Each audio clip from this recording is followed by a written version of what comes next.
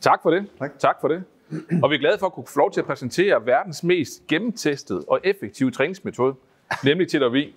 Okay, verdens mest gennemtestede træningsmetode, det er lidt store ord her på en ydmyg scene i Odense. Ja, okay. Lad os starte med historien på det så. Bare for at give lidt fakta, hvor kommer det reelt set fra, TWI? Og starter over til venstre og højre. Så startede det faktisk i 1940 under 2. verdenskrig, hvor den amerikanske regering så et behov for at producere mere krigsudstyr. Og det var en ret stor produktionsskala, de skulle op på, for at kunne mødekomme det behov. Da stort set alle mænd var taget i krig i Europa, der var nogle andre folk, der skulle på arbejdsmarkedet. Og det vil sige, at kvinder kom på arbejdsmarkedet på det tidspunkt der, og skulle onboardes og trænes effektivt. Og det vil sige, at de skulle faktisk træne lederne til at kunne håndtere de nye medarbejdere, der kom på bord der. Og det vil sige, at under 1940'erne, der blev trænet 1,7 millioner supervisors i programmet Jobinstruktion. Okay. Der blev målt over 600 virksomheder, der alle skabte resultater i forhold til onboarding, stabilisering og forbedring af processer og øget output og bedre sikkerhed. Det er det. Efter krigen, der gik den amerikanske regering ind og sagde, vi vil gerne hjælpe med at opbygge de lande, der nu er egentlig bombet tilbage til stillehavet stort set. Og et af de lande, der blev hjulpet, det var Japan, hvor de tog til sammen med, nu skal jeg ikke huske navnet igen, Deming i forhold til PDCA-cirklen sammen med TV-trænerne, tog til Japan og trænede den japanske industri, ligesom vi har dansk industri herhjemme, der træner bredt industri. Og det vil sige, at rigtig mange virksomheder blev faktisk trænet i TV og PDCA i Japan på det tidspunkt. En af de virksomheder, vi kender rigtig godt, det er Toyota. Der er 51 starter deres TV-rejse, fordi de så et behov for at hjælpe deres teamledere. De stod faktisk over for, at det måske kom en strejke, fordi der var så dårlig kultur på Toyota på det tidspunkt, mellem teamledere og medarbejdere. De tog sig til sig og anvendte det, og fik faktisk skabt en gode relationer, og fik skabt et godt produktionssystem, vi kender i dag som TPS, hvor TWI og PDCA er totalt hjørnesten i det. Man kan ikke fjerne det fra Toyota i dag. Det blev beskrevet, Lean blev beskrevet i 80'erne, da professor tog til Japan egentlig for at beskrive, hvad er Lean, hvad de gør derude ved Toyota. Det er så spændende og så interessant. Og de beskrivelser dannede Lean-fundamentet i rigtig mange virksomheder. Da man så i 2000 begyndte at reflektere omkring det, hvad har vi reelt set implementeret, så er der mange, der fandt ud af, at vi har implementeret værktøjerne i Lean. Vi har ikke fået en Lean-kultur, vi har ikke fået Lean-ledelse, altså en bløde side af det. Og så vendte man faktisk tilbage til at finde ud af, hvad var der sket ved Toyota? Og så sagde Toyota, jamen vi blev trænet i industrien, og industrien sagde, vi blev trænet amerikanere i TV og PDCA. Så det, der faktisk skete i mellemtiden, det var faktisk, at de glemte lidt, at de har arbejdet med TV i USA. Så det kommer tilbage til USA i 2001 cirka, og Europa i 2005-6 stykker, og Velego startede op i 2009, sammen med Novo Nordisk, som det første i Danmark. Okay, ja. Men hvor kommer BTP ind i det? Altså hvad er BTP's erfaring med TV? Fordi det her, det er jo sådan, historiebog. Ja, det er rigtigt. Så hvis vi trækker lidt tættere på, så har vi taget 4 cases med her. Så det er faktisk fra 2012, hvor jeg forlader Lego, og overdrager lidt til fetten, tager med det dengang. Så det er lidt sjovt at høre historien nu her igen. Så tak for det. Det må jeg sige. Ja. Så jeg tager nogle cases med her. Der er en pakkecase her fra 2 postterminaler herhjemme i Danmark. Der havde 250 medarbejdere. Og det vil sige, at vi trænede 50 trænere, der trænede de 500 medarbejdere i alt. Til at starte med valgte vi 2 små jobs. Den ene det var at modtage pakken og sortere den ud i pakcontainer. Og den anden det var, hvordan pakker man så i den container, den pakke her. Når man så har modtaget pakken, og man står her med de 3 næser fremadrettet mod sin postcontainer, jamen så skal man have et nøglepunkt, og det kommer Thomas ind på det senere, hvad er et nøglepunkt? Man skulle simpelthen komme med et nøglepunkt. Hvordan pakker man den der pakcontainer godt? Så et nøglepunkt her, det kunne være at mure, altså mure med mursten. Det kunne også godt være at lege med Tetris. Kender I Tetris-spillet? Er der nogen, der kan huske det? Ja. Pak dem i forhold til det, eller bygge med Lego-klodser. Den her dialog her, bare snakken omkring det, begyndte at fjerne luft i containerne. Og luft er ikke værdiskabende. Det var så trænet, de 50 trænere i det, og arbejde med dem omkring det, fjernede endnu mere luft. Da de 50 trænere trænede de 500 medarbejdere, fjernede endnu mere luft. Man kan faktisk se, at når man træner en linje i det her, så kan man faktisk se det, hvordan medarbejderne forsigtigt lagde pakker ned, kontra det modsatte. Det resulterede i 10% mindre luft, hvilket resulterede i en besparelse på 8 millioner kroner om årligt. ved at træne et job med 2 vigtige trin. Det vil sige, at det tager 10 minutter at træne en medarbejder i det. Det var den første case. Og det er jo et ret simpelt job, det her, Thomas. Ikke for at forklare det. Men har du prøvet noget lignende i mere administration og service, med lidt mere avancerede jobs? Ja, altså hvis vi lige går tilbage i efteråret 16, der har jeg arbejdet lidt med jobinstruktion i et par år. Og jeg havde så en kollega, som var skiftet job til Danske Bank, og han ringer til mig og siger, Thomas, vi vil egentlig rigtig gerne arbejde med træning i vores produktion her i banken. Jeg siger, produktion? Ja, lad os lige få en snak om det. Så i 16, der træder jeg ind ad døren i Danske Bank, og begynder egentlig der at bygge en træningsorganisation op i Danske Bank. Og hvad er en produktion i en bank? Nu skal I ikke lige gå ned til rådgiveren nede på Fisketorvet og spørge ham, om han har hørt om jobinstruktion, for det har han helt sikkert ikke. Men i Danske Bank har man centraliseret rigtig mange ting, og rigtig mange ting foregår i bankens backoffice, som i Danmark sidder i Høje Taastrup, og ellers placeret rundt omkring i Norden. Og i de der koncentrerede produktionsenheder, hvor man i nogle afdelinger ikke laver andet end billån, og i den afdeling inde ved siden af ikke laver andet end børneopsparinger, der har man specialiseret produktionen af det, der foregår i en bank, så meget, at vi faktisk kunne arbejde med jobinstruktion. Og der kunne vi faktisk tage sådan en opgave ud og lære en medarbejder op. Og en af de ting, som var de helt store opgaver i banken, det var faktisk, at nogle af de der uddannede bankmedarbejdere, som jo ved, hvad de her opgaver er, når de så træder ind i sådan en specialiseret funktion og skal lave en rekonvertering af et huslån, så tog det bare 3 uger lige at få dem til at køre. Men ved hjælp af jobinstruktion og fuldstændig få det sådan hegnet ind, hvad er det, jeg skal i det her opgave, og hvordan gør jeg det i det her IT-system, så kunne vi godt flytte sådan en oplæringstid fra 3 uger til 3 dage. Så det virkede også i sådan nogle helt, alt foregår på en skærm, men altså en administrativ proces, der kunne vi faktisk også godt bruge. Så, men produktionen er måske der, vi kender det mest, ikke, John? Ja, så nu siger vi, nu har haft noget logistik, vi har haft noget administrativ, så lad os prøve i en reel produktionsverden. Og inden for vindindustrien, der er en af de gængseste problemstillinger, der er, eller det, der kommer op på deres snackinglister, kvalitetslister, det er faktisk boldspænding. Boldspænding er ikke bare boldspænding. På en vindmølle er der rigtig mange forskellige steder, man kan spænde bold. Det kan være store bold, det kan være små bolde, det kan være krydsspænding, osv. Der er rigtig mange facetter i det. Så hvordan træner man i det? Det kan vi så der en metaproces for at lave boldspænding. Der er simpelthen en offline træning med et setup til det, hvor alle kommer hen og bliver trænet i det her setup. Og jeg snakker med en mindre lokation på 250 medarbejdere, der alle bliver trænet i boldspænding. Igen et lille job med 2-3 vigtige trin, der tager måske 10-15 minutter at træne. Og husk på, hvis en vindmølle kommer ud og stå, så er det ret dyrt at rette en fejl. Giver det mening? Så en lille bitte bold kan godt koste rigtig mange penge ret, hvis man skal det. Også bare tænke sikkerhed i det. Ved at træne en proces og proceskonfirmere og dobbelttjekke nogle gange, der kommer vi faktisk op på en 60% kvalitetsforbedring. Hvilket er ret flot, når vi snakker 250 medarbejdere, der kommer igennem træning på det. Så igen, systematisk træning har gjort noget. Læg mærke til det, vi gør her, det er, at vi skyder skarpt på der, hvor er der problemer henne. Vi kan løse med træning. Vi får tit spørgsmål, hvordan kan vi egentlig få ledelse ombord? Der er plejer at sige, at det skal højt til geden. Der er nok nogen, der kommer til at smile, og det har jeg sagt nogle gange. Og selvfølgelig skal det højt til geden. Vi skal vise beviserne på det. Det skal være forretningsdrevet træning. Det skal ikke bare være for sjov, vi laver noget træning. Det skal være forretningsdrevet. Det er det. Ja. Thomas, nu har vi snakket så lidt kvalitet i jobbet og onboardingstid. Hvad med sikkerhed? Kan det gøre noget med sikkerheden? Ja, det kan det absolut. Ja. Og der kunne jeg egentlig godt tænke mig lige at tage et eksempel fra en containerterminal, hvor man jo egentlig har ret meget arbejde manuelt. Og det kan sige, det er jo sådan nogle store kraner, der flytter nogle containere. Ja, det er en del af det. Men når de der containere så kommer op på skibet, så skal de fastnes. De skal suges fast. Og det sker helt manuelt med nogle låse, der låser hjørnerne. Og så er der sådan nogle stænger, der skal holde det på kryds og tværs. Så når der er lidt sø i sådan et skib der, så falder de ikke af. Og den der øvelse af at få de der stænger på plads, det er noget håndelag. Og det skulle trænes. Og der arbejder vi med på containerterminalen, den her suringsopgave. Og det her med at få trænet, og det er ufaglært, typisk ufaglært arbejdskraft, som kommer ind, som ikke aner, hvad sådan noget her det er. Og de havde rigtig mange håndskader. og arme og sådan noget, der kom i klemme, og sygedage på grund af det her.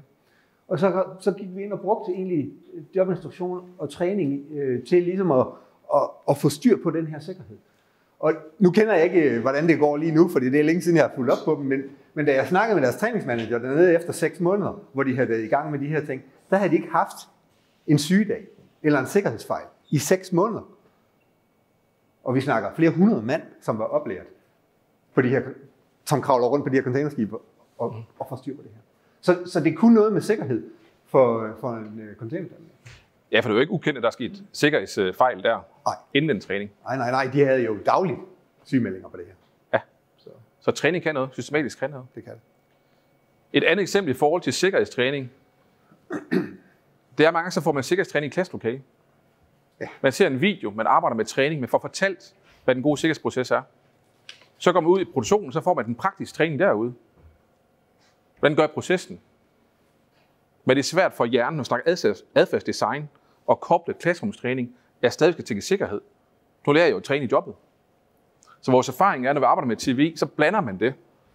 Så sikkerhedstræning bliver en del af det, når jeg lærer processen. Så jeg ikke selv skal koble det, men jeg lærer det der. Så et helt klart eksempel, det er, hvis man tager en harness på, altså en sikkerhedssele, og man skal højt op i en kran, for eksempel, eller på en terminal, helt op, og arbejde helt op i toppen derom. Der lærer man i klasselokalet at tage den der på. Altså ind i klasselokalet. Og så det får han også. Han får det også på, når han står ude i kur. Ja. Han glemmer bare lige at klikke den i. Eller hun gør. Ja. Det er mening. Ja. Og det er jo ikke en menneskelig fejl, som man er med at sige, at ingen går på arbejde for at lave fejl med vilje. De gjorde det så godt, som de kunne. De tog de her seler på. Ja. Fordi de har lært det i klasselokalet. Så det med TV'en gør, der siger vi, at alt med sikkerhed, det er en del af træningen. Så det bliver faktisk koblet sammen. Så vi oplever tit forbedringer på sikkerhed, kvalitet og effektivitet. Men det er det. John, vi blander lidt ordene, for nu kalder vi det training with industry, og så bruger vi ordet jobinstruktion. Det kan være, at vi lige skulle have den der definition på plads. Ja, lad os gøre det. Bare lige for at give en enkelt kommentar på den her. Vores erfaring heroppe, det dækker faktisk over 2.500 mennesker, vi har trænet i TV-jobinstruktion. Og vi har trænet på 5 kontinenter. Så virker det på alle lokationer. Ja, det gør det. Også på alle sprog. Ja. Og kultur, vi er inde på. Ja. Det vil se forskel på de beslutningsprocesser.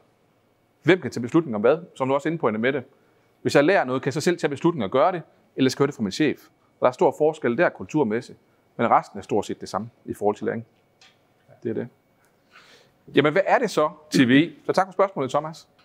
Der er egentlig 3 kerneelementer fra tilbage fra 1940'erne af, som er de oprindelige, hvad kan man sige, TV-programmer, som alle er sikkerhedsprogrammer.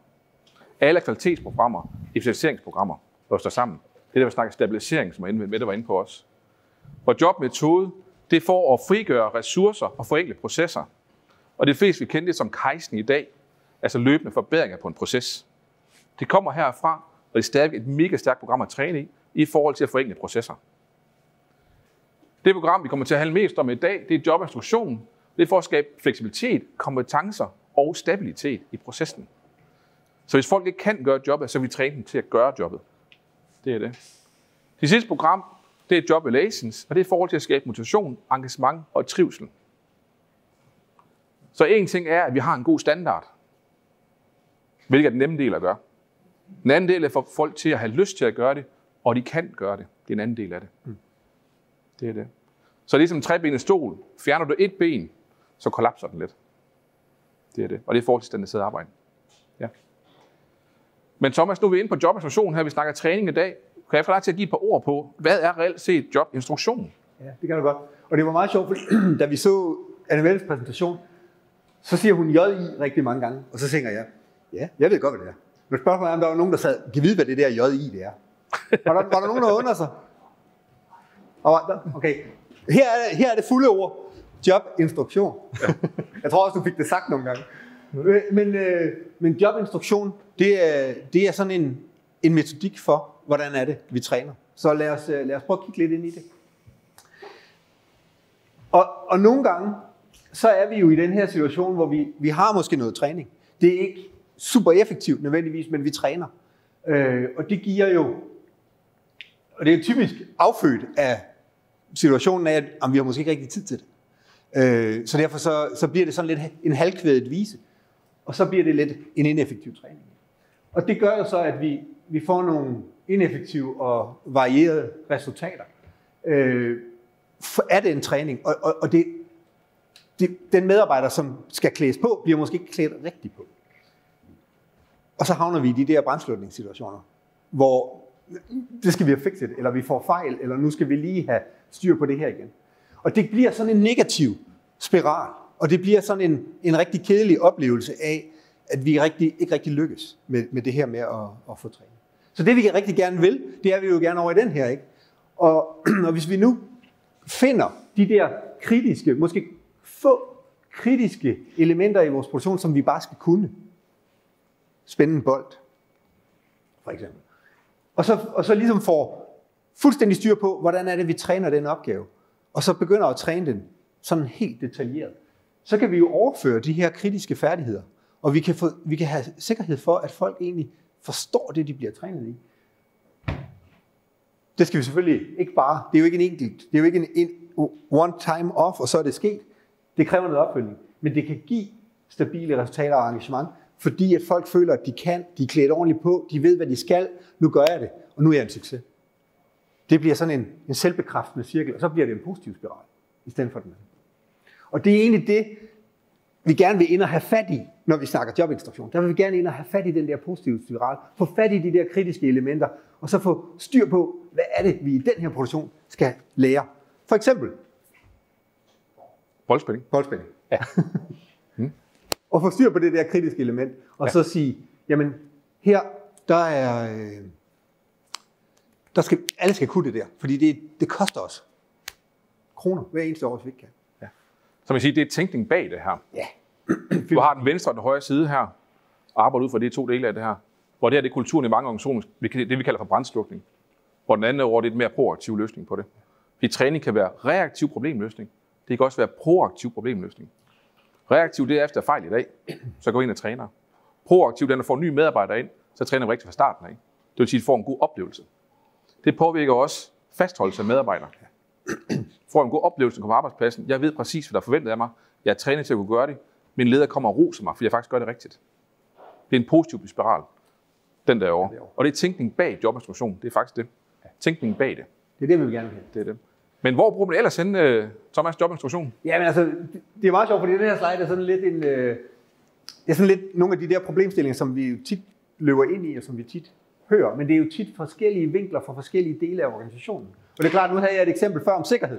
Altså, hvordan er det, vi lige får uddannet vores folk i det her sikkerhedsudstyr, får det indarbejdet, så de gør det på en sikker måde. Så det er jo et spørgsmål. Det er jo en måde at adressere det her træningsbehov på. Men det kan jo også men det kan jo også være kvaliteten. Ikke? Vi har gentagne fejl, eller vi begynder at se flere fejl igen, eller hvad er det, der sker med vores kvalitet i øjeblikket? Og det kunne også være en indikation af, at vi har behov for at få trænet. Så det her er jo nogle eksempler på forskellige problemstillinger.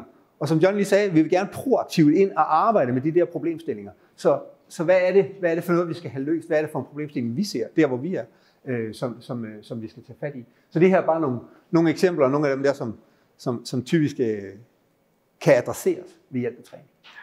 Ja, jeg synes jo næsten, den sidste også, Thomas, den er også værd at nævne. Den her med, at jeg som medarbejder, jeg oplever nogle gange at komme ind og arbejde med virksomheder, og så kommer jeg helt ned på gulvet og snakker med dem og siger, jamen der går lige 3 uger, før du får lov til at lave noget. Kom ind som ny medarbejder, ikke få lov til værdiskabning fra starten af. Så det her med TV, der kan du faktisk gå ind og lave inden for en halv time. Så kan du faktisk være på en linje. Du kan faktisk arbejde værdiskabende. Og så kan det at få noget ro i det, så kan jeg lære det næste job. Og det næste job. Og det gør, at jeg får en god følelse selv, at jeg er værdiskabende fra starten af. Og her er vi også sikker på, at det gør det rigtigt. Det vil sige, at jeg kan også få ros for det, jeg laver. Men også bare det at få defineret, hvad er det egentlig, at jeg skal lære først? Ja. Og ligesom få den der rækkefølge bygget op. Ja. Så det med rollerne, få det tænkt ind i det. Hvad skal jeg lære til hvilket niveau, i hvilke roller? Det er ret vigtigt. Ja. Det er godt. Men hvad er elementerne i jobinstitutionen, Thomas? Hvad er der egentlig bag det her? Alt det fint snak om, hvorfor? Det er en masse fint. Hvad er der bag det? Lad os kigge på det. Ja. Fordi at, jeg plejer gerne at sige, at jobinstitutionen, det står på det her lille kort, som jeg har om halsen. Det er alt, hvad vi skal vide. Og så alligevel. Ja. Men der er 2 sider på sådan et kort, og den ene handler om, hvad er det for en forberedelse. Og det er jo en af de der ting, som vi måske når vi er over i den negative spiral, måske ikke helt får prioriteret, men lidt får styr på, hvad er det egentlig for en forberedelse, jeg har af min træning. Hvad er det for en plan, jeg skal have lagt? Hvem skal træne til hvilket job, hvornår? Og det er jo også noget af det, hvor der er lidt samklang, eller en del samklang med Champ, ikke? Det her med at få styr på, få overblik over, hvad skal vi træne i, hvornår skal vi træne, og hvem er det, der skal træne til noget. Og så, når vi så har ligesom lagt en plan, så skal vi skal have opdelt jobbet, vi skal have struktur på det, vi formidler, sådan så at vi på en god måde kan overdrage den viden, den enkelte medarbejder skal have. Og der skal vi sådan lige have det konkretiseret, men vi skal også have det gjort simpelt, så det er tilgængeligt. Det kommer jeg tilbage til. Så skal vi have gjort alting klar, og vi skal have arrangeret arbejdspladsen. Og det er jo, der kan man sige, ja, selvfølgelig skal vi det. Det står på kortet, fordi vi skal nogle gange mindes om det. Det her med lige at blive fuldstændig klar og har arrangeret tingene. Og der er bare for at tage et eksempel fra banken. Nu skal vi lige undervise dig i det her. Nå, det kræver jo sådan set lige, at du har adgang til det system, vi skal undervise dig i. Den havde vi lige glemt. Ikke? Så det der med at få gjort alting klar, så der er adgang til det IT-system, du skal ind i, så du ved, hvordan det ser ud i det skærmbillede, og så kan vi begynde at træne dig i det. Ja, hvorfor siger vi egentlig det? Fordi når vi går på den anden side af kortet og begynder at træne, så vil sige, at vi har en medarbejder, der er værdiskabende og sidder og arbejder i en bank, som er værdiskabende. Når jeg går ud af den proces og skal ind til Thomas og blive trænet, så sidder jeg ikke og arbejder. Så det er klart, at den træning, jeg modtager der, skal være så effektiv som muligt. Giver det mening? Fordi herover der er jo værdiskabende. Jeg tjener penge til virksomheden. Herover der er i træning. Det kan være, at vi også er værdiskabende her, hvis vi gør det rigtigt. Det er god. Men det kan være det med reduceret tid. Så det er klart, når jeg kommer ind som kunde, der er medarbejder en kunde til træning, så skal jeg have en god kundeoplevelse. Og derfor træner vi ret skarpt på, det skal være ret klart og tydeligt det her. Hvordan forbereder man den gode træning, så træneren sidder der? Jamen så kan medarbejderen få en god oplevelse. Og jeg har en god oplevelse i en butik, hvad gør jeg så? Ja, så køber jeg mere. Det er faktisk kundeoplevelsen, ikke? Så hvis træneren gerne vil have træk på deres kompetencer, ikke, så skaber en god kundeoplevelse. Og det sker lige her i forberedelsen. Det sker i forberedelsen? Ja. Langt det meste ligger i forberedelsen? Ja. Yes. Ja. Så nu er vi styr på forberedelsen. Og så kan vi, når vi så er i selve træningssituationen, så er der 4 trin til, hvordan vi kommer igennem sådan en træningssituation, så vi får skabt en god oplevelse. Og det starter egentlig ud med, at vi får forberedt medarbejderne, og der er nogle punkter i det. Men det hele, der ligger i det her første trin, det handler egentlig om at få noget tryghed i situationen. Så medarbejderne føler sig trygge i, at de skal lære noget nyt. Og det tror jeg, vi alle sammen kender. Det er det, når vi skal stå der og lige pludselig skal lære noget, og så er man faktisk lidt usikker. Og kan jeg nu det? Og kan jeg nu lære det her? Og er jeg nu, er jeg dygtig nok? Det der skal vi lige have væk. Vi skal sikre os, at vi egentlig forstår situationen. Vi skal sikre os, at vi finder hinanden og er klar til at modtage læring. Og det er det første i en træningssituation. Når vi står i den faktiske træningssituation, det er simpelthen at finde hinanden i det der. Det kan godt være, at man er blevet, at det er tidligt på dagen, og man er lige strøget ind, og det er det første, vi skal tirsdag morgen. Men vi har lige afleveret over i vuggestuen, og det skal vi sådan set lige have ud af kroppen, inden vi er klar til at modtage træningen. Så det er det første trin. Det andet trin, det handler om at få præsenteret den arbejdsopgave, som jeg så skal lære. Så der bliver jeg så præsenteret for, nu skal jeg lære at lave det her job på computeren, eller jeg skal gøre det her, når jeg står ved den her maskine. Og der instruerer vi klart, grundigt og tålmodigt. Og der skal vi sådan have en burgeroplevelse i hovedet, ikke? Fordi når vi spiser burgeren, så tager vi det en bid ad gangen. Og sådan er læringssituationen også. Vi skal lige have det op i nogle små bidder, så vi er i stand til at komme hele burgeren igennem. Og der har vi som træner jo en opgave i lige at få styr på, hvad er det for nogle bidder, de skal have, og så få det serveret på en ordentlig måde. Når vi har præsenteret jobbet i træningssituationen, så skal den, der er ved at lære jobbet, skal jo så prøve det af. Og der står jeg jo lige ved siden af, fordi de skal jo have tryghed i, at det kan godt være, at de ikke helt så det hele, eller helt fik styr på alt. Så jeg står lige ved siden af og hjælper og sikrer, at vedkommende lykkes. Og det er jo min vigtigste opgave der, at sikre, at vedkommende lykkes. Og det gør vi typisk ved at løbe det igennem. Og der tror jeg også, jeg hørte i den første præsentation, så skal vi det igennem 7 gange. Ja, og det er fordi, når jeg præsenterer jobbet, så gør jeg det typisk af 3 omgange, hvor jeg kører mere og mere viden på. Og så får du lov at prøve en 4 gange, indtil jeg har set nok til, at nu kan jeg se, at det kan du det der. Og så får du lov at øve selv. Og det er det, der ligger nede i trin 4. Det er nemlig, at når vi har været i træningssituationen, og jeg har stået der sammen med træneren, og jeg har prøvet jobbet af sammen med træneren, så skal jeg også lige have lov at øve mig. Fordi ja, jeg ved egentlig godt, jeg kan. Jeg har været det igennem nu. Men jeg gør det måske ikke så hurtigt som alle de andre. Eller jeg skal også lige have fuldstændig styr på kvaliteten. Så det der med lige at komme op i speed til at kunne møde takttid og sådan noget ting, det tager stadigvæk lige lidt tid. Og det ligger egentlig i trin 4, hvor der stadigvæk er noget opfølgning. Træneren er i nærheden og kan støtte og hjælpe, afklare spørgsmål.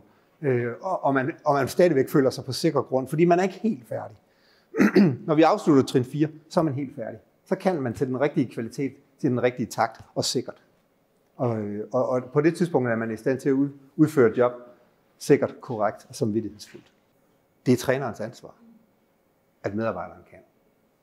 Og hvis vi ikke når derhen i vores træningssituation, så er vi ikke færdige. Så er vi som træner ikke færdige. Så det er sådan mantraet omkring jobinstruktion. Det er, at vi påtager den rolle. Og så skal vi jo bare have gjort det så simpelt og enkelt som muligt, så det er let for medarbejdere at samle opgaverne. Så det er sådan set træningssituationen. Og ja, så skal vi jo så holde styr på det. Og det ligger egentlig i jobinstruktionen, der arbejder vi jo med planlægning. Og det er jo sådan nogle, hvad er det for nogle jobs, og hvad er det for nogle medarbejdere, der skal lære det.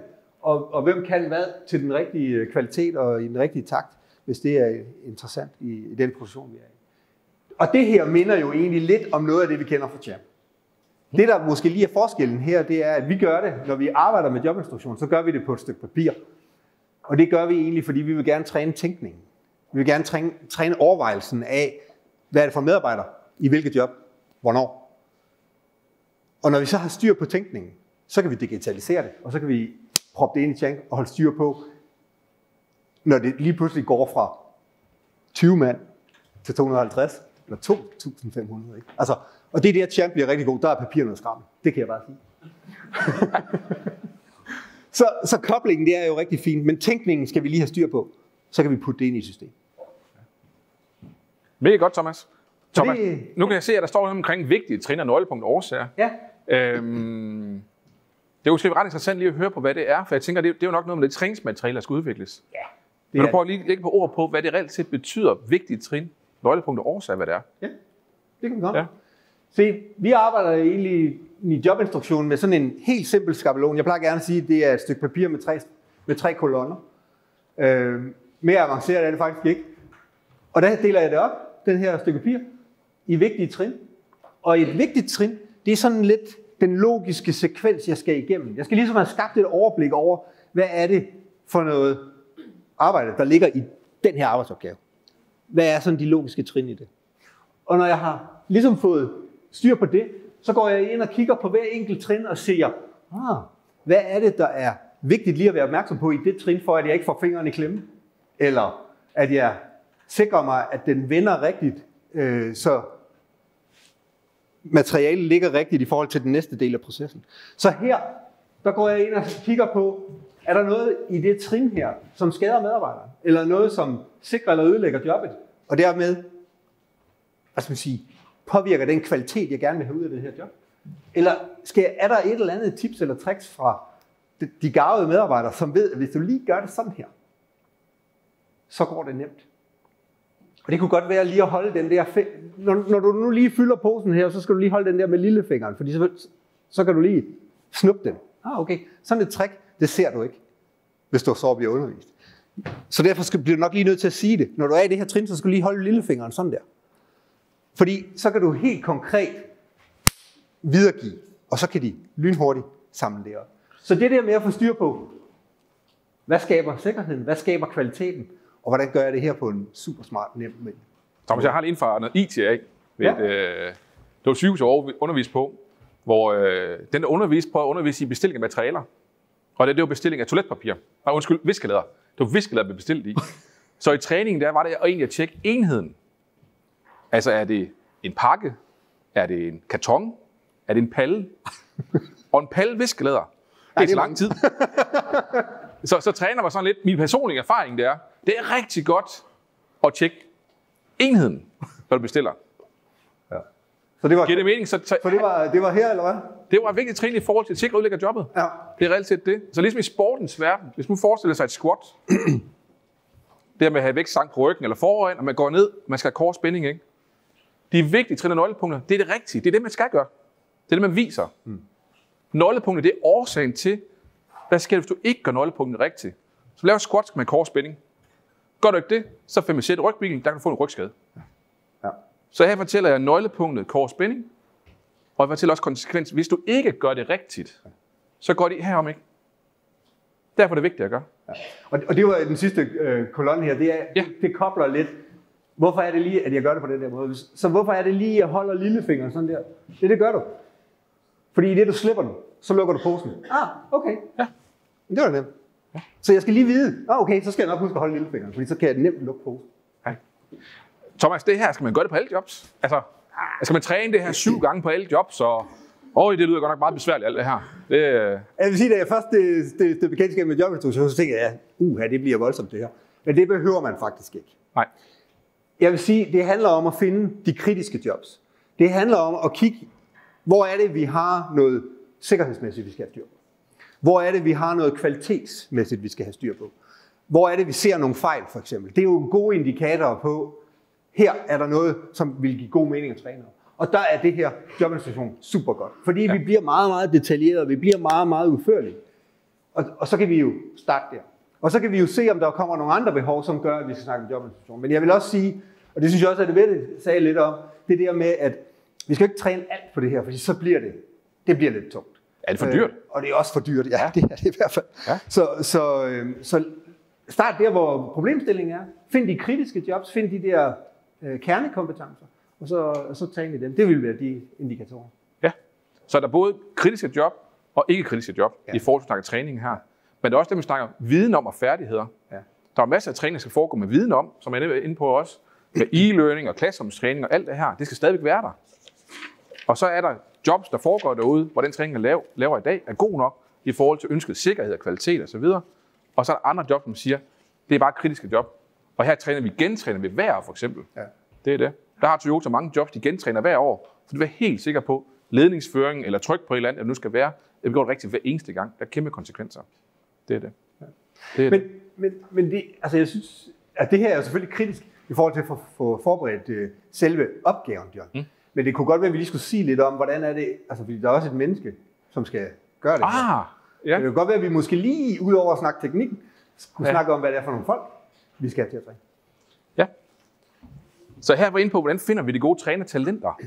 Det vi kalder for spot the trainer talent. Og vil man gerne dykke lidt ned i den, så står det faktisk en del her i bogen omkring det.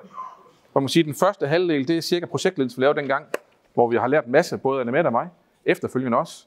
Men den sidste halvdel, det handler omkring organisatorisk opbygning, valg af træner, spørgsmål, strukturer, dermed det, I har famter og alt det her, det står her i også. Det er det. Så den kan jeg kun anbefale at gå ind i. Lad os dykke ind i lidt nu her. Mit første spørgsmål er egentlig reelt set være, hvad skal en jobtræner lave? Hvad er en jobtræner?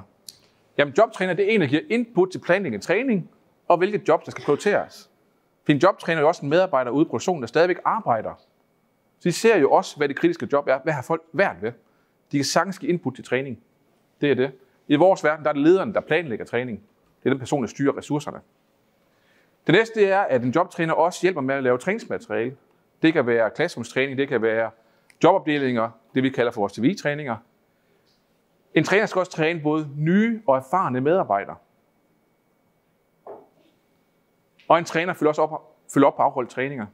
Det vil sige, at jeg trænede Thomas i går, så kommer jeg lige tilbage i dag og spørger, hvordan det går i dag. Og vi gentager nogle af de her vigtige trin- og nøglepunkter osv. Så det er sådan overskrifterne. Der er meget mere til at være jobtræner, men det er lige overskrifterne på det. Og så er en jobtræner også en rollemodel. En, der går forrest. Så jeg kunne egentlig godt tænke mig at høre jer. Hvad tænker I, der definerer en rollemodel? Hvad betyder det at være rollemodel for jer i jeres organisation? Nogen har et bud på det? Hvordan agerer en rollemodel? Kan jeg stille spørgsmålet? Efterlever de pågældende leveregler, der er afsat for virksomheden. Ja, så jeg følger standarderne. Ja. Ja, og værdierne også, ikke? Kommunikation generelt.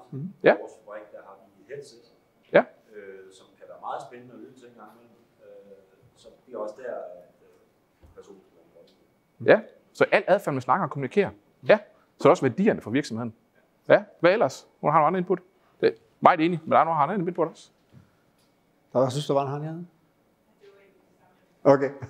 Det var lidt det samme. Ja, tak, Karen. Der var en hånd her. Ja. Jeg synes, det er interessant at tænke på det her med, at en træner skal jo ikke være en, der skal påvise, hvor dygtig de er. De skal sørge for, at den modtager får viden. Netop. Mig, det er så holdt fast i den, Ja. for det er rigtig godt input til senere. Der kommer lige en slide 2 mere i forhold til, hvad for en profil vi kigger efter. Ja. Er det en, der gerne vil vise, hvor god jeg selv er, eller er det en, der gerne vil hjælpe andre? Ja. Og her er forskellen på den tekniske og på den kommende lederprofil, vi går efter. Altså er en, der enabler, eller er det en, der gerne vil selv bevise, hvad jeg kan? Ja. Det er 2 vidt forskellige profiler i den verden, vi går ind i nu her. Men det kunne være, at vi skulle prøve at folde den der lidt ud, altså hvad vi ligger i jobtræner-rollemodellen. Ja, lad os prøve at kigge og på hvordan vi finder den. Altså. Ja, fordi det er kompetencer, man kan træne, og adfærd, man kan træne ud af organisationen. Det er det. Så jeg ved ikke, hvor meget i litteraturen I med, men jeg tror, ham her fyren, ham kender vi godt de fleste af os, det er Harry Potter, ikke? Der er også en, der hedder Frodo, der kommer igennem med helterejse. Der er også en fra Matrix af. Hvor mange har egentlig set Matrix herinde? Nu bliver lidt nysgerrig. Okay, det er godt nok ikke. Så er der en situation med rød og blå pille. Ikke? Så alle helterejser starter med et valg. Og i det her, der er det egentlig, at ledelsen kommunikerer, vi har brug for jobtrænere. Det er en quest, det er en udfordring, jeg kan søge. Det er en rød og blå pille. Du kan vælge at gå på rejsen. Det vil udvikle dig. Du vil komme til at arbejde med mennesker. Der vil komme udfordringer undervejs i det. Det er at arbejde med mennesker. Det vil give udfordringer. Det ved vi. Du kan også bare vælge at gå tilbage til normalt arbejde, og så sker der ingenting. Alt forskning plejer for dig. Men tør du gå på rejsen, så har vi en spændende rejse til dig i forhold til udvikling og kompetenceudvikling. Så det er den første, hvad kan man sige, det er, at jeg skal turde søge om rollen at være jobtræner. Nu siger jeg rollen med bevidst. Det er ikke en fuldtidsrolle, det er en deltidsrolle. Det kan være det 10%, det kan være 20% osv., afhængig af jeres behov. Når jeg så har taget den første udfordring på min helterejse, jamen så er det næste, at jeg skal til en samtale. Og der er ekstremt mange, der er nervøse for at skulle til samtale, er jeg god nok, osv. osv. Så det er faktisk den næste udfordring, man skal møde op til samtalen. Det næste så er egentlig modtage feedback fra sit samtale af. Er jeg valgt, er jeg ikke valgt? Det kan også være ret angstprovokerende. Så deltager man på kursus. Og i og med TV-kurs, det er meget hands-on. Det vil sige, normalt så tager vi 2 eller 5 halvdage, hvor den ene dag ud af det er teori, resten det er praktisk øvning. Så der skal man faktisk prøve at præsentere forhold til sine kollegaer. Ligesom vi står og præsenterer nu her, prøv at præsentere og gøre det. Det er også ekstremt mange, der synes, der er lidt farligt, vil jeg nok sige. Altså, så det er den næste udfordring. Der sidder ikke 70. Nej, der sidder ikke 70. Nej, det er det. Så det, vi skal sikre i processen, det er faktisk ikke, at de er understimuleret eller overstimuleret. Vi skal sikre, at de er i flow. Så de får tilpasse udfordringer i den proces hele vejen igennem. Så øver de. Men de andre jobtræner, vi siger normalt, skal øve 10 gange. Blive tørtræne lidt, blive kendt med jobbet, det at træne. Så skal de til eksamen med deres egen leder. Der kommer en udfordring mere. Jeg skal bestå en eksamen. Jeg skal faktisk være god nok til vores medarbejdere, så de får en god oplevelse, når jeg kommer ud til dem.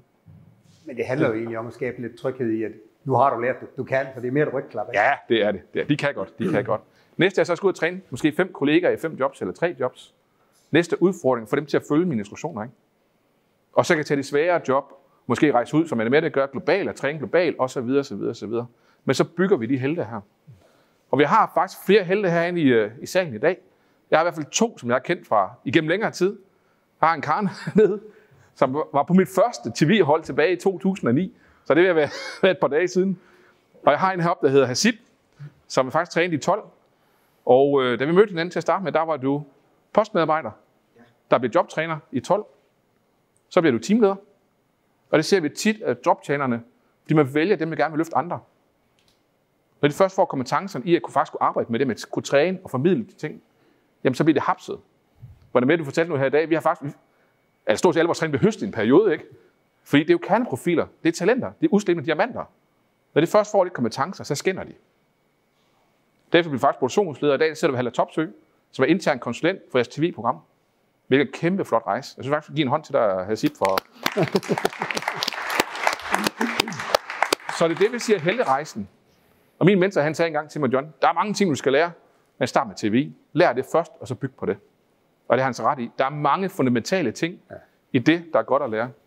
Så det, vi skal sikre, det er at bygge færdigheder og selvtillid, der passer til deres udfordrings- og niveau. Og så bliver med at bygge på det. Bliver med at udfordre. Også som jeg var inde på. Jamen, så gav vi lidt senere noget learning sharing noget.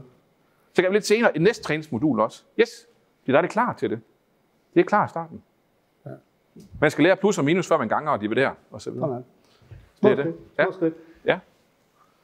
Du startede ud med at sige det der med at ansøge samtalen. Kunne jeg lige lukke dig til at sige lidt mere om det? Fordi at det sagde du var sådan lidt angstprovokerende, men det der med, at hvorfor prikker vi dem ikke bare?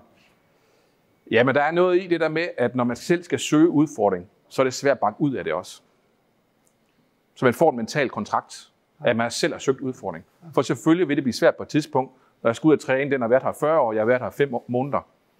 Selvfølgelig kan jeg også blive bange for det. Ja. Så i den situation, der er det bedre som leder at gå ind og så coach den medarbejder i, du har søgt udfordring, nu skal du igennem rejsen, ligesom Gandalf og Frodo i sin tid. Ikke? Så på den måde hænger de ret godt sammen. Man laver en mental kontrakt. Det er det. Ja. Mange ledere er faktisk bange for det. De siger, jamen, Gud, Thomas, vi har ikke de rigtige herude. Vores medarbejdere er ikke de rigtige. Vi har slet ikke så gode medarbejdere. For gang på gang er det bare modbevist, at der er masser af talenter. Der er masser af uslimede diamanter, der bare skal have en lille puff i den rigtige retning. Og det er altså ikke dem, der råber højst. Det er ikke dem, der er mest frembrusende. Det er ikke jeres normale brandslukker. Det er faktisk en modsat kultur, I gerne vil have. I vil gerne have ro på. I vil gerne have tillid. I vil gerne have mindre sarkasme i de fleste produktioner. Eller organisationer, kan jeg sige, generelt. Mere motivation. Ja, det er det. Ja, okay. Men lad os... Så nu vil jeg gerne søge. Hvad er det så, jeg skal igennem der? Jamen, i selve samtalen der, eller interviewet, som man kan sige, har vi egentlig delt op i 3 dele. Den første del, det er, som I kender, almindelig samtale, hvor man stiller spørgsmål. Det kan være fra træningssituationer. Prøv at forklare en situation, hvor du træner 2 kollegaer, og der er lidt modstand mod det. Hvordan vi håndterer den situation. Det kan være nogle af de spørgsmål, der er der. Det er også et spørgsmål til deres motivation. Hvorfor har du lyst til at blive træner? Er det for mere løn, eller er det reelt set, du har lyst til at hjælpe andre? Det er det. Det er ret basalt i cirka en halv time, hvor der er spørgsmål i den her. Den næste, det er en kognitiv øvelse, hvor vi går ind og tester, kan det strukturere en proces? For en ting er, at jeg har et godt hjerte, men kan reelt set strukturere en proces. Kan jeg kigge på noget, der er rodet, og skabe struktur? For når jeg også snakker træning, så er der mange gange rodet den måde, man gør det på, eller den viden, der er i dag om organisationen, så kunne se igennem det og skabe struktur. Og helt praktisk, det vi gør her, det er at få et stykke papir, hvor teksten er rodet i, hvordan man laver en kop kaffe. Så skal jeg lave struktur af det. Det er det. Den næste øvelse, det er en træningsøvelse, hvor man forestiller mig, at Thomas, vi står mellem hinanden her. Jeg er kandidaten, jeg søger om det. Så kan jeg ikke se Thomas fra en mur imellem her. Så har jeg en byggevejledning, og Thomas han har Lego-klodserne. Og det er ekstremt svært at skulle træne en, man ikke kan se, hvad gør. Så det vi kigger efter, det er verbal kommunikation et eller andet sted. Fortælle fra starten af, at du skal bygge rumskib, og den er blå, og der er en forskærm på, og alt det her. Eller bare, du skal lige tage den blå klodser på en blå klods og putte sammen. Spørg ind til Thomas undervejs. Hvordan ser det ud over hos dig? Prøv at genfortælle, hvad du har gjort. Eller kører bare hårdt på. Så her kan man relativt simpelt teste deres profiler ud fra kommunikation og adfærd. Du kan også se, hvis de bliver røde i hovedet. Ja. Så vores læring det her er, det er godt at teste det her i praktiske øvelser. De fleste af vores medarbejdere, de praktiske folk, det er jeg også selv. Men så kan man også se det. Herover kan man sagtens komme med en hvid løgn. Jeg er mega struktureret. Jeg elsker at træne folk. Og så herover så er det bare en rød butik. Og sidder på hænderne. Og helt rød i hovedet. Og kan slet ikke holde vejr i det. Okay, men det kan vi godt se. Og allerede der har vi nogle udviklingspunkter. Det er jo ikke sikkert, at man fravælger. Nej. Det kan sagtens være, at det er bare et udviklingspunkt, vi arbejder på. Det er det. Giver det mening? Ja, så bliver vi bevidst om det. Ja, det er faktisk rigtig fint. Men John, hvis vi nu lige kigger på, nu har vi snakket lidt om, hvad TVI er, og hvad jobinstruktion egentlig indeholder, hvordan man gør det, hvad der ligger i jobinstruktioner. Så er vi ude i det her med ligesom at finde nogle kandidater. Så hvis jeg nu kan finde nogle kandidater, jeg kan give dem noget jobinstruktion, jeg kan lade dem øve lidt, det hørte jeg også, du sagde, så er vi egentlig der, hvor vi egentlig, så ruller vi. Der er måske lidt mere til det, end bare lige at træne vores medarbejdere. Der er måske lidt mere i det, end bare det. Jeg tænker da også lidt i forhold til lederens rolle og processen her. Kunne du tænke dig lige at fortælle et par ord omkring det, Thomas? Ja, det kan jeg godt. Ja. Og vi hørte lidt om det i det første indlæg også. Det her med, at vi skal egentlig have ledelsen ombord. Og det er der, vi starter. Altså, hvis vi skal arbejde træning, så skal vi tage en ledelsesmæssig beslutning om, hvad er det, vi gør? Hvor vil vi gerne hen med det her? Hvad må det koste? Hvad tid har vi til det? Alle de der overvejelser, dem bliver vi faktisk nødt til at have styr på først. Og det var også, jeg kunne egentlig godt lide det, at Mette sagde, hvis jeg skulle starte igen, så var det der, jeg startede. Og det vil jeg også sige, hvis vi skal have fat i det fra en start, så skal vi have ledelsen ombord. Og det betyder, at de skal egentlig få en fornemmelse af, hvad vil det sige at træne? Hvad vil det sige at lave en god træning? Hvad vil det sige at kunne jobinstruere? Så det skal de egentlig selv have en fornemmelse af. Der starter det. Og når de så har en fornemmelse af det, så bliver de også modne til at tage diskussionen af, okay, hvor meget tid skal vi bruge på det her, og hvad vil det koste? Og hvor mange mennesker skal vi bruge, og hvor skal vi starte? Og der siger vi gerne, når vi snakker om sådan en ledelse der, så siger vi gerne, vi skal starte småt, og så skal vi lære hurtigt, og når vi har gjort det, så kan vi skalere, og så kan vi rulle videre ud i den store del af organisationen. Så det andet trin, det handler om ligesom at få styr på den der pilot. Så når vi har fået ledelsen med ombord, ligesom besluttet, hvor vi skal hen, og vi har fået gjort nogle overvejelser på at få fundet de rigtige trænere og den rigtige teamleder i det første område, så kan vi sætte piloten i gang. Og så går vi i gang med ligesom at teste af i virkeligheden. Hvordan virker det her hos os? Hvad er det for nogle beslutninger, vi skal tage her hos os? Der er rigtig mange beslutninger, som man godt kan tænke sig til i et ledelseslokal, i et direktionsrum, men der er også nogle ting, der viser sig ude i praktisk, og dem bliver vi lige nødt til at have styr på, så længe vi stadigvæk er i det små. Så der arbejder vi i en pilot med ligesom at få styr på, hvordan gør vi det her hos os? Hvad betyder det her hos os? Hvem tager ansvar for dokumentet? Hvem tager ansvar for at få det planlagt? Og når vi så har styr på det, så er vi klar til at rulle videre i organisationen. Og som sådan en konsulentbutik, som gerne vil støtte og hjælpe sådan en rejse her, der er det her, vi egentlig forsøger at hjælpe jer med ligesom at sige, nu skal I kunne det selv, og så har I ikke brug for os mere. Nu begynder I at have en modenhed omkring det. Vi kan uddanne nogen internt, som kan uddanne trænere, og som selv kan køre trænerudvælgelser og alle de her ting, så I bliver klædt på til at kunne de der ting. Fordi så er vi egentlig klar til at rulle videre i de næste afdelinger internt. Og så skal vi ikke bruge nogen konsulenter mere, så skal vi bruge vores egen viden omkring, hvordan træningssystemet kører her hos os.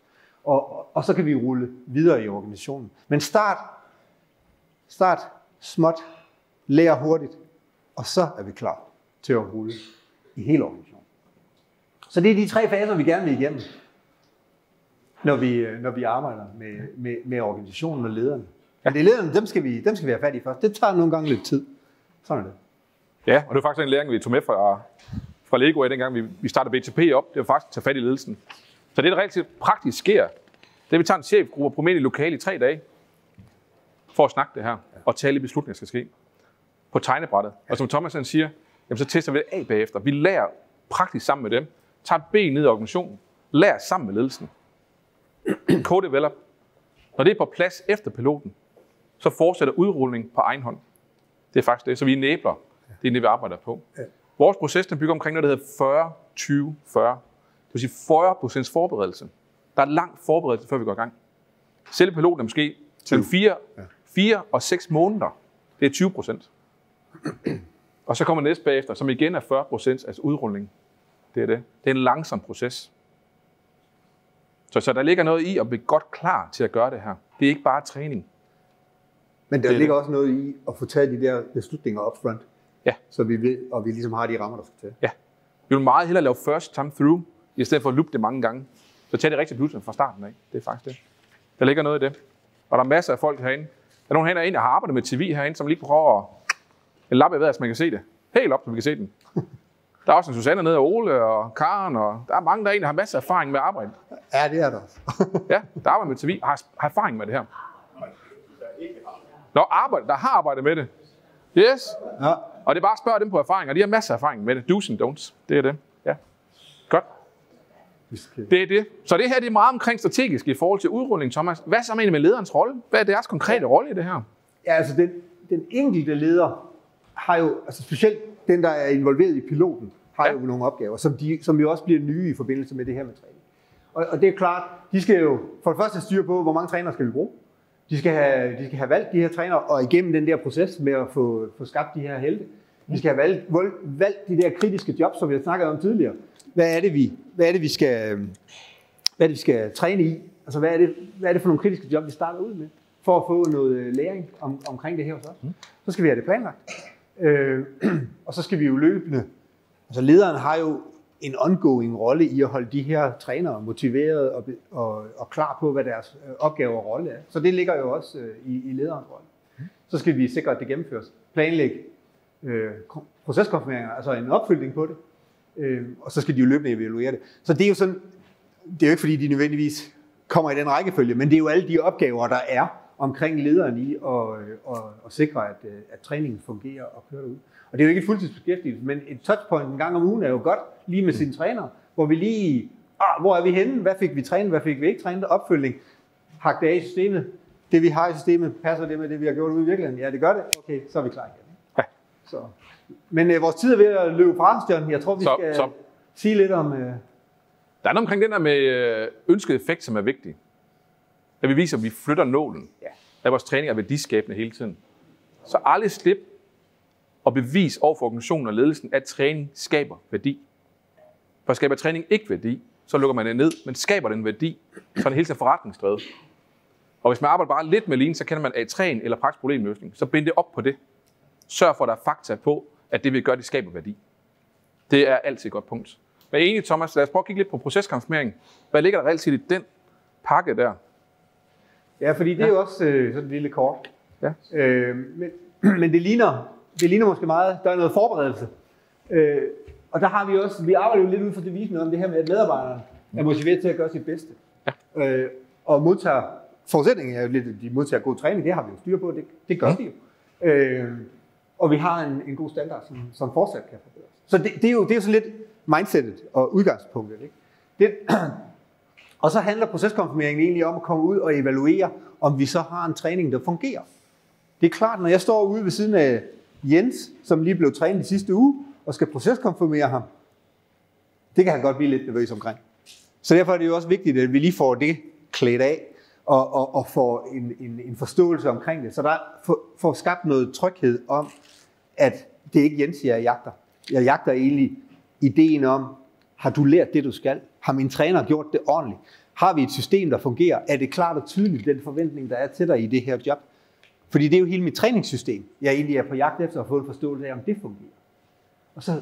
Og det ser jeg jo ved at se slutproduktet, nemlig at Jens kan, og han har lært det, og han er tryg i det, han gør. Så der er nogle trin i det også, og det er jo, at vi lige får forberedt medarbejderne, så de lige får skuldrene ned, og ved godt, at det er ikke dem, vi jagter, men det er vores træningssystem, vi skal have en forståelse af, om det fungerer.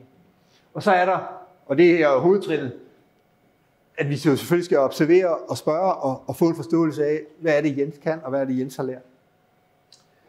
Og så kan det godt være, at det kaster nogle opgaver af sig, når man har været ude i den her proceskonfirmering. Der er måske noget, der skal justeres i vores træningssystem. Der er måske noget, som vores træner har slippet lidt på, og som vi skal have strammet op. Det kan også være, at der skal uddeles roser og gode ord, fordi at det fungerer, og der er noget, der er rigtig godt. Så det er jo alt sammen output af sådan en proceskonfirmering, at vi bliver bekræftet i, at tingene fungerer, eller vi ser tydeligt noget af det, som vi lige skal have justeret på.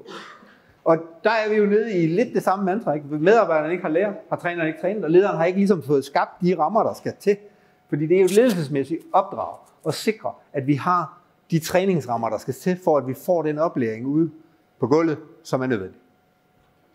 Så det igen hænger det jo sammen med vores plan herovre, med at sikre, at vi får, nu har vi trænet de her folk, så skal de også proceskonfirmere sig fuldt op på, om de nu kan det, de skal.